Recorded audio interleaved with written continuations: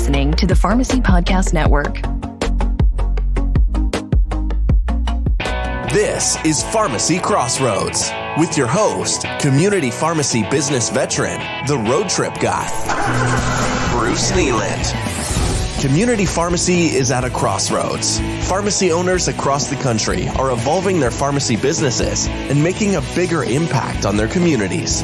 Bruce talks with the most innovative community pharmacy owners, pharmacy industry experts, and people who are passionate about the business of pharmacy and its impact on community healthcare. Pharmacy Crossroads is a member of the Pharmacy Podcast Network. And now, here's our host, Bruce Nealand. Well, hello, everybody, and welcome to another episode of Pharmacy Crossroads. My name is Bruce Nealand, and I get to be your host. Today, we've got two amazing people on the line with us, and I'm excited to chat with both of them. First of all is Chris Schaffner. Chris owns a pharmacy in the state of Washington. I met him a few months ago while I was on one of my road trips. And along with him was a double bonus. He brought a friend and a colleague by the name of Tara Pfund. Tara is with a company called AssureCare, and Chris has been an early adopter of the programs that they provide, and what the program is being brought to you today by AssureCare, and we're grateful to them for this. But more importantly, we're grateful for what they're doing to help pharmacists, and Chris will talk a little bit about that. So first of all, Chris, just a minute about who you are and what you're doing in your pharmacy. Then Tara will ask you to say hello as well. Yeah, absolutely, Bruce. Thanks for the introduction. My name is Chris Schaffner. I'm a single store pharmacy owner in northern Washington state, kind of closer to the Canadian border. We have your, I think, typical independent pharmacy. We're deeply rooted in the community. My ties go back, way back there. And it's truly a pleasure to get to serve our community. I think we are, we've tried to be on the cutting edge of everything throughout the pandemic and then post-pandemic. And so we spent the last year after COVID calmed down, really working on medical billing and trying to be able to build third parties for our clinical services, not just our dispensing services. And I think that's why we're here to talk today. It's just kind of, what we've discovered and the opportunities we see in doing that. And AssureCare and Tara specifically, and some of her team, Crystal and Brian, have been big helpers in us achieving our goals to date through that program. Well, and I know I saw yesterday on Facebook or LinkedIn a copy of some bills that you were actually sending out, and we'll get to that in a minute. So, Tara, good morning and hello to you, and tell us who you are and where you came from. Good morning to you too. It's great to see you again. I come from long history in working in community pharmacy and doing a lot of different medical billing pilots and helping pharmacists kind of be able to bill as a pharmacist provider. And so it's been great the last couple of years working with AssureCare and really proving out from start to finish the entire process of pharmacists being credentialed and enrolled and supported and implementing new programs, billing for them and getting paid. And so it's been my pleasure to work with Schaffner Pharmacy along the way. Well, thank you for that. And again, I'm glad that our paths have crossed and we had a chance to meet. Chris, I'm going to go back and ask you to correct something that you said. You said a typical pharmacy. And I'm not going to ask you to say anything about that, but I'm going to say you're far from typical. So you're accomplishing a lot of things that other people don't even yet have on their wish list, which is why we're chatting today. So first of all, I do know that we've caught you early in the morning down in Florida attending the NCPA multiple locations conference. I suspect it actually starts today, but how's it happen that you're there and what are you expecting to accomplish down there? You're right. The programming in earnest starts today. Last night was the reception and just some socializing during the day, which is really, as you know, where the true value is in a lot of these conferences. My specific goals, really, I think we're at a point in our pharmacy journey where we're deciding, is it time for another location? We've looked at several in the past. And so talking to owners here who have gone down that road and asking them, what they look for if they're still in the market, how things have changed with the current landscape. Does that change the metrics they're looking at? It was just to kind of put a pulse on that. But also, when I looked at the weather and I saw it was going to be 13 degrees back home, it was a great chance to go somewhere warm. So I'm excited. The energy is great here. The people are great. We had great conversations last night at the reception. So I'm very excited for what the next couple of days bring.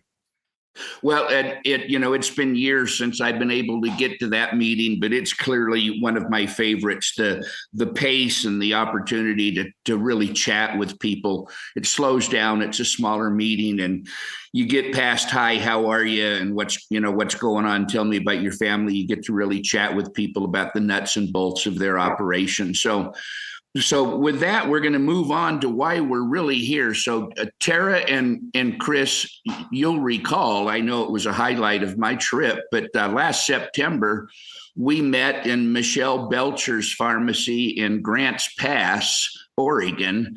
And you had a chance to dig a little bit deeper on what this AssureCare is. So what I want to know very briefly, what is AssureCare? But more importantly, tell me what you actually do with patients that you get to charge off to an insurance company. And, what does that encounter look like? And how do you get people to come in and do that? That's bigger than a bread box. But tell me, put a border around this AssureCare and medical billing.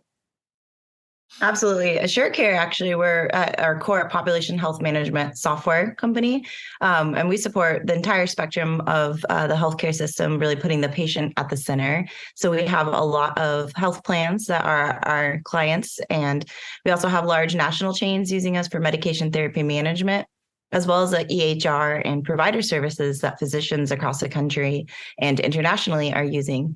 And so we've kind of taken together all those different pieces and kind of dubbed off a spinoff we've titled AssureRx, which is really layering in at its core that EHR with all those supporting provider services, components of population health or care management, case management, and medication therapy management components in a singular platform.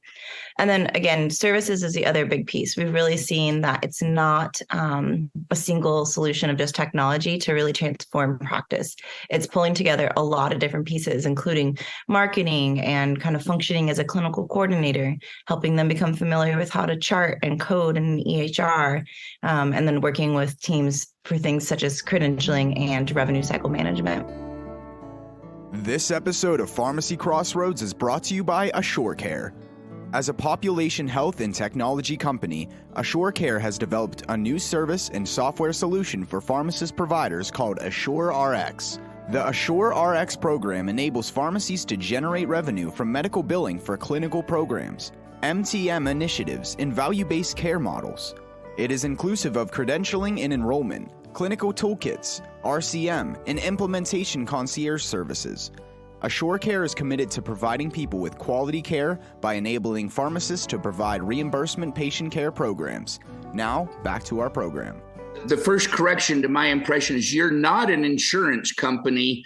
You contract with insurance companies to help them perform better. And part of this is working with pharmacists for enhanced care.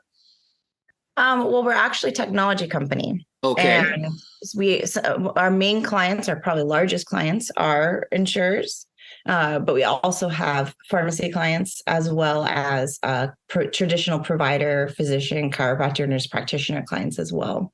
Okay, so Chris, how did you find out about this, and what do you do? Well, I learned about this, I started diving deep into this at APHA last year in San Antonio, specifically talking with Michelle Belcher, because I knew she was going down this road. And at the time, I didn't know much about AssureCare. I knew a couple of other vendors in the space. And, we're very lucky in Washington. We have provider status and provider parity due to some great legislation that was passed several years back. But I hadn't done anything with it at the time. I had started the credentialing process, but, we were interrupted by COVID. And honestly, it's kind of a cumbersome and very slow process. So I would start it and stop it, just kind of way the way the independent owner squirrel-like mind works. You pick up a project and then there's 100 other things to do. So I never made any headway on it. So after APHA decided that this is something we're going to try to focus on this next year. And, AssureCare has been hugely helpful in not just getting credentialed and enrolled, which really is the first step. But like Tara said, they've supported me with these clinical service implementation kits and really just great people that are helping to drive this change in our pharmacy. I think even prior to doing this, when I say typical, I just say typical because I think there's a lot of really great independents around the country that I've learned so much from. And so we had an extremely robust vaccine and testing program prior to, our medical billing sort of adventure. And that laid the foundation for the clinical services we're providing. You asked, what are we doing? We do a ton of testing for COVID, flu. We're starting strep now. And so we implemented test to treat programs mid-year last year for all of those disease states. And so those are primarily what we're billing for this time. We also do chronic disease state management. So focusing right now on hypertension. And so to bring the patients in for that, we've set up partnerships and referral streams with local providers. And we just like most independent pharmacies, we have great relationships with the providers in our area. So those referrals are much more natural and organic. But again, a huge piece of it is marketing these services and letting our community know that, hey, we're so much more than just a place to get your medications. We're truly a healthcare destination, and we can do all of these things for you. And with the shortage that we see in primary care right now, we're a great option to help manage your diabetes, your blood pressure, your cholesterol. And AssureCare has really helped provide me with, like the technology support, but also the human support of getting a lot of these things rolling and not letting them sit idle for months at a time. It's been I guess they're coaches in one way too. It's really helping to drive the change. The part about the fact that they're hands-on and helping is more critical than I think people understand or realize. You can read a manual, but if somebody comes in and helps you figure out how to do it, that's important too. So, for example, I have hypertension. So my doctor tells me that I'm not doing a good job controlling my hypertension, and he suggests I go see you. Do I make an appointment with you to come in for an evaluation? What do I do as a patient? Absolutely. Yeah. So, it can start that way. That's one of the ways we get patients, and the physicians they have a referral form that they can work off of, because we need to have your labs and all that current data that gives us a baseline. But yeah, somebody from our pharmacy will reach out and schedule an appointment, just like all of our vaccines and testing is all done on an appointment basis to try to help better control the craziness in the pharmacy. But also these hypertension visits are a half an hour. So we really do need to have dedicated pharmacist time ready to receive you. And so, yeah, you'd make an appointment, you come in, and we follow sort of a predetermined visit schedule, hitting different topics at each visit to sort of work through, educating patients on why blood pressure is important, how to correctly monitor at home. The next visit is diet and exercise component, salt intake. And then eventually, depending on where the patient's at, we have full collaborative drug therapy agreements after that referral comes through, that we can completely manage that patient's hypertension medication. So if we need to make changes or escalate doses or add an agent, we have the leeway to do that. Wow. It's really a comprehensive program. It's not just the meds, right? Where typical providers, they're diagnosing that in office and they're making med changes because that's all the time they have. We're going to try to look at this holistically, but obviously as pharmacists, we're always keeping an eye on those drugs, right? And then you have these sessions, plural, I guess. And after each session, you get to bill the insurance company and get paid? Correct. Yeah. We bill it just as an office visit, like your physician would if they were spending 30 minutes with you. We're in network with myself and my two pharmacists. Currently, I have one new pharmacist who's not yet credentialed, but the three of us are credentialed and enrolled with all of the major payers in Washington, minus a couple large vertically integrated ones that I'm sure people on the West Coast are familiar with.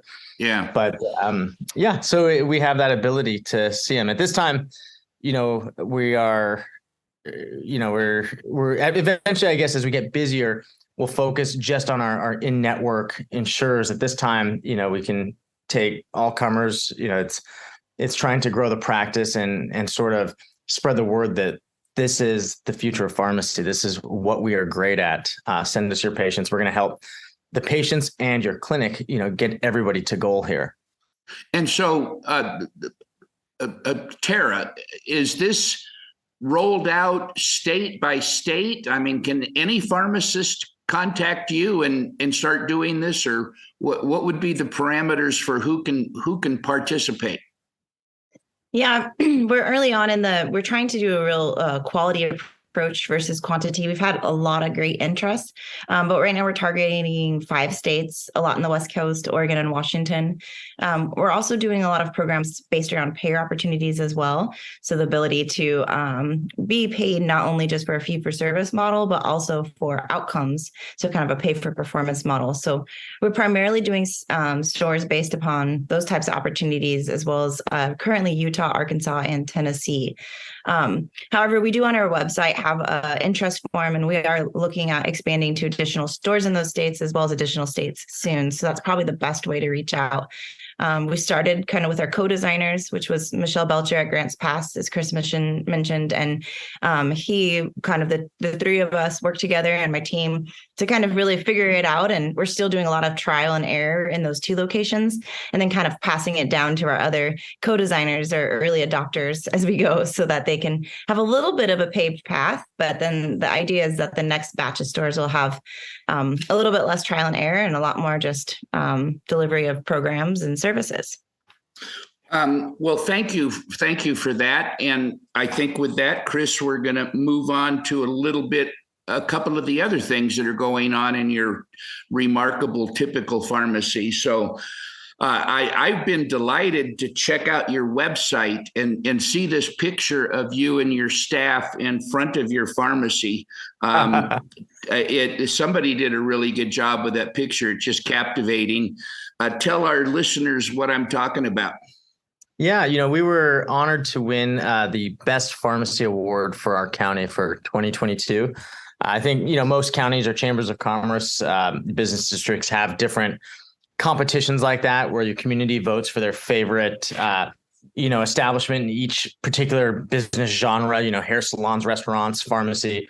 I've never been much of a popularity contest kind of person, but this year I thought, you know what, I think it'll make our staff really proud if they can have this honor. So we put up some social media buzz about it. We're pretty active with our community on social media, and, encouraged our patients, to vote for us. And we had a tremendous amount of support, which was really great. The funny thing was, the organization that was running the contest didn't let us know that we were even a finalist. So they have a big gala in the fall where they invite the 3 finalists in each category, and then they hand out the winner's award, kind of like the Oscars.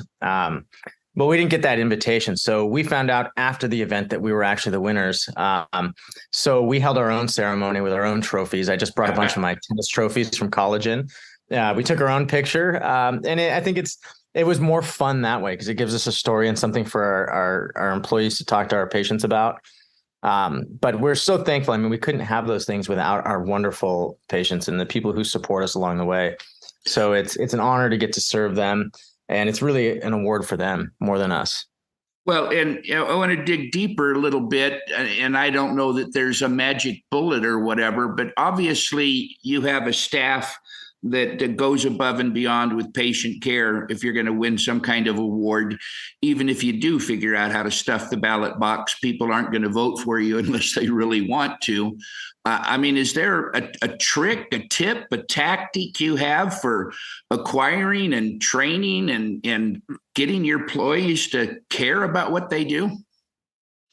I think I'm just very blessed and lucky that I have great people. All my technicians have been with me over 10 years, even before I owned the pharmacy. And so we all have sort of a similar style, but I think we just set an extremely high level of expectation that excellence is the baseline.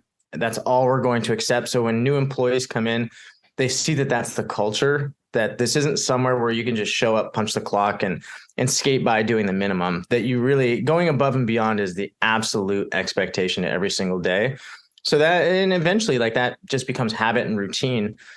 And we try to be really encouraging. We try to keep things really fun. We have a coffee shop within the pharmacy, so that creates a little bit extra buzz, and everybody is, buzzing with caffeine the whole day. So I think it's a very symbiotic relationship between those two businesses. And it's just, it sort of tickles my fancy when I look out from the pharmacy and I see our whole lobby filled with people having meetings and celebrating or studying in our lobby's coffee shop. So it's, I think it's fun for everybody. And, it's sort of this positive feedback loop too. Every day patients come in and tell them how much they love the pharmacy and how much they appreciate what they do. And so they get that constant feedback and encouragement every day. And I think that goes a long way to providing a high level of job satisfaction. So I can't really take credit for it myself. I think that I just have great people who have really thrived in our system. Well, and I mean, a couple things that I know people talk about, and I just run a couple of them off. I mean, do you have store meetings? Do you have some kind of metrics that you share with the staff and celebrate when you've achieved them? I mean, is there some tactics in here that you would encourage other people to emulate? Admittedly, Bruce, I'm probably not the best at those things. It's something I've tried to improve recently. And that's something actually AssureCare has helped with, is sort of putting in more, I guess, corporate structure in place. So most of what we do is, we try to have a staff meeting once a month. The nature of pharmacy is we all work together, rubbing elbows every single day. So as things comes up, we typically address them on the spot. But with so much change the past few years, we've definitely had dedicated meetings where we talk about a particular service and how it's going to work. And then we get feedback from the staff after a few days of doing that and change things. So I think that everybody knows that they are not just following orders, but they're very much a part of the implementation process. And then, yes, I try to buy lunch. I used to buy coffee all the time. Now that we have the coffee shop, I don't have to do that. We bring lunch in. We were part of an epilepsy study with the University of Washington, and our pharmacy was the first to complete all the training and turn in all the required documentation to the university to participate. So when we got that email, I went out and got pizza for the staff because, it's important to celebrate those little victories and know that, that stuff matters, especially to me as the owner. And we try to do that as much as possible, for sure. You try to get people out for dinners, quarterly. It's tough. People are busy with their families, but we do our best to let them know that there's so much more than just employees. Yeah. And I mean, it's a team, and you have to win as a team. And, in my experience, that's probably one of the toughest things I see. The average, and quite frankly, the statistics indicate half the pharmacies are below average. And when you start visiting with those pharmacies, like I've done over my career, it's clear that the owner hasn't had the ability to set a culture of excellence, a culture of above and beyond, a culture of caring, not about the paycheck and not about how many scripts we fill, but, truly caring about the people. And, I visited a pharmacy a couple of years ago and, heard stories about how, the staff knew that there was some lonely people, and, they stop on the way home and rent a video and go in and watch it with one of their customers. And, those kinds of things just inspire me. And I wonder how you get people to do that above and beyond stuff. And I won't put you on the hot spot and ask you any more about that, other than to kind of emphasize if you're a pharmacist and you own a pharmacy and you're listening to this podcast, first of all, you're above average because you're doing something proactive like that. But one of the first places to start to move the needle on income and professional satisfaction is figure out how to build a team. That's just a critical success idea.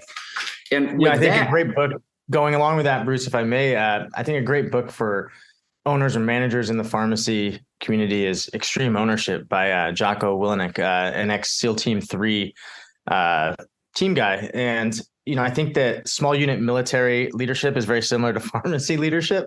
And so it talks about, in our pharmacy, all of the victories and all the praise that gets passed to the employees, right? That's their doing. Any shortcomings or failures in an extreme ownership model are that of the manager or the boss, which in my case is myself, right? So you take the blame and you give them credit for the success.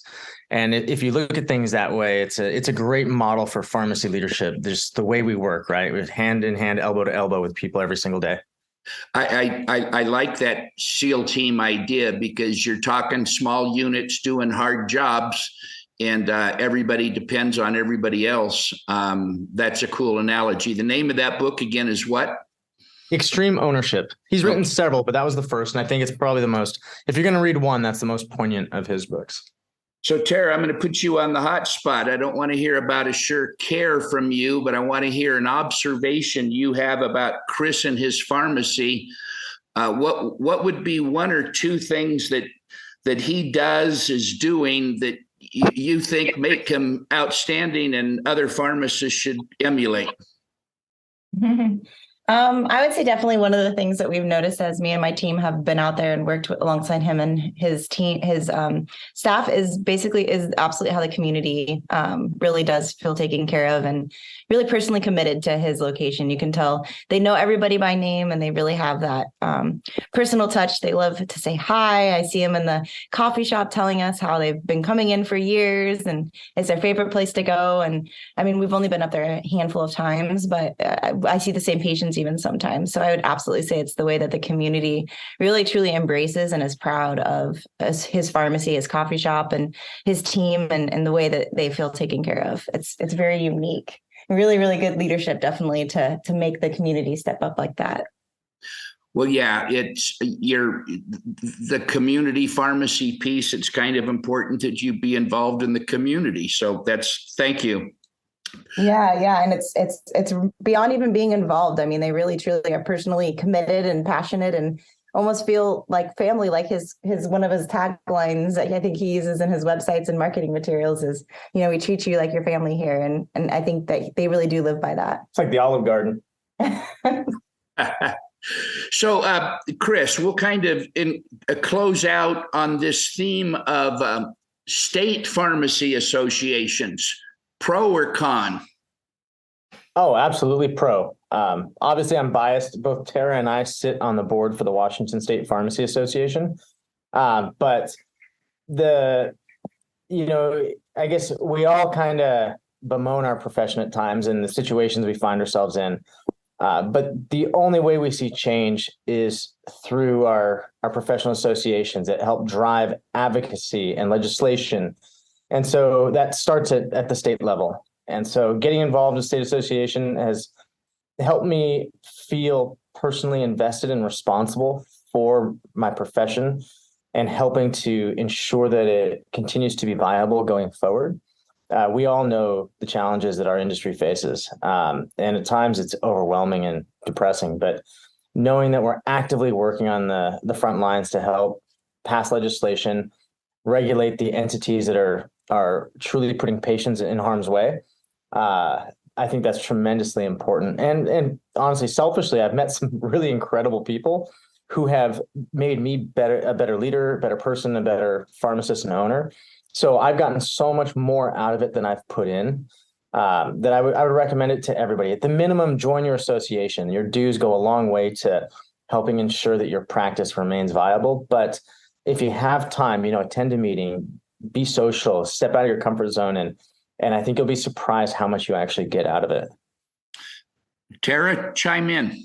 I couldn't agree more. I think the professional network is very, very important that you get out of it, as well as the idea sharing. One of my biggest things I think sometimes is bringing people together and seeing the magic that can happen when various leaders from different backgrounds come together with a common goal of continuing to support patient care by pharmacists. And so that's absolutely been one of the things that I've really starting in my residency year all the way back in 2009. I was lucky enough to be pretty involved with people that at the time were on the board, I think maybe even president of the state association. And so that's really where I got exposure to it out in Washington, and haven't really not been engaged since. So I couldn't agree more.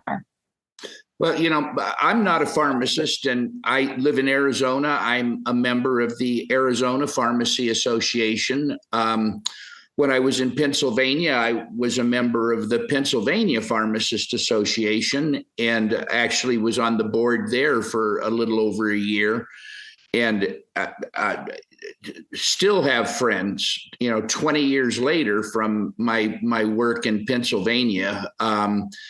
And what's amazing to me is that those who were on the board with me, 15, 16 years ago are still opened and still growing, and leaders in the CPESN movement, and just accomplishing great things in their communities. And I don't think that happens by accident. I think it's a yin yang kind of thing. You get out, you get involved, you help other people do something, and then you gain the skills to do them better yourself. That would be my pitch. And from a practical standpoint, all of your state rules, the laws and regulations come from your state, and the state association is the people who are closest to those to influence those and have a significant presence with the state boards of pharmacy as well. So it's an absolute must, a professional obligation, in my opinion. Ladies and gentlemen, we're coming to the time to end this thing. Chris, I'm going to go to you one last time for you to lead a cheer or a challenge, or provide a piece of advice that you'd like to leave my listeners with. Yeah, well, first of all, Bruce, thanks for having us on. It's an honor to be a guest, and I always love telling people about our pharmacy. I think it's something that we were featured in. I think is it MCPA's American Pharmacist magazine last year. Was an article we did on social media, just telling pharmacists to continue to spread the word, however they do that, in their communities, about all of the great work that they're doing. Be proud of it, scream from the rooftops, let everybody know how valuable community pharmacy is and why it's important to make sure we maintain access to community pharmacy for our patients in our communities. That's probably my pitch. And that goes back to being involved in your state association, but even on a small level, every day, if you're a pharmacy owner, or if you're a pharmacist or technician and assistant, be proud of what you do, scream from the rooftops just how great you are. It's really important that we continue to have the support of the people in our neighborhoods for, the politicians pay attention to that, the legislators do. And so we need that support. Yeah, you do. And it'll remind me of the one little comment that I'm accustomed to making is when it comes to fighting the PBMs have the money, but community pharmacists have the people. And we need to be able to find ways to let people know and understand that legislation needs to be passed to kind of regulate these PBMs and to change that business model. So with that, I'm going to say goodbye. This is Bruce Nealand, and thanks for listening to another episode of Pharmacy Crossroads, where our goal is to help pharmacy owners do more and be better. Thanks for listening to Pharmacy Crossroads. If you're interested in talking with Bruce, please contact the show. Visit pharmacycrossroads.com. We look forward to hearing from you.